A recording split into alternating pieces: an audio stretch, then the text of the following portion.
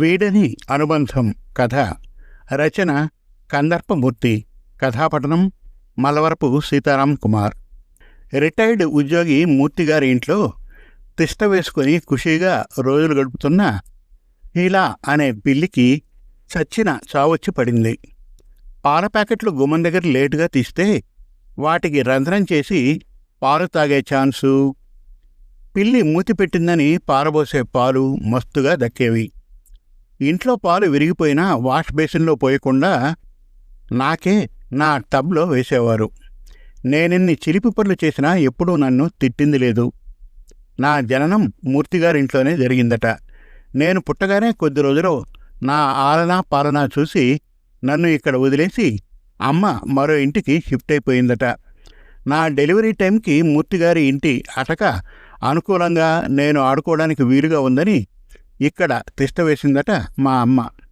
తర్వాత మూర్తిగారి కుటుంబ సభ్యులు నన్ను చేరదీసి హీలా అని పేరు పెట్టి పాలు పోసి పెద్ద చేశారు.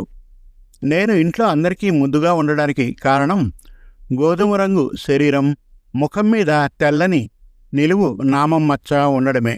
నాకు ఇంట్లో కొన్ని సమస్యలు లేకపోలేదు.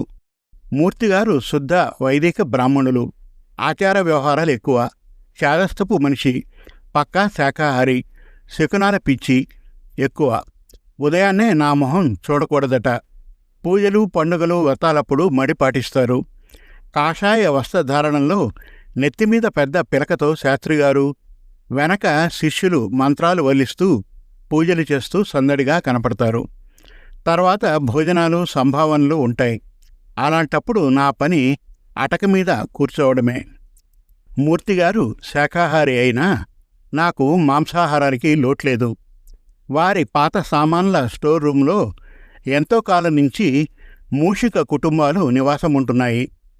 నాకు నాన్ వెజ్ తినాలనుకున్నప్పుడు అటో లుక్ వేస్తాను. అమ్మగారు మడితో పాటు వ్రతాలు పూజలు బాగానే చేస్తూ ఉంటారు. అప్పుడు ఇల్లంతా ఆడవారితో సందడిగా ఉంటుంది. అమ్మగారు వారికి తమలపాకుల్లో పసుపు కుంకుమ పళ్ళు పెట్టి వాయనం ఇస్తుంది. అలాంటప్పుడు నాకు పాలు వెన్న నెయ్యి ప్రసాదాలు మస్తుగా దక్కుతూ ఉంటాయి.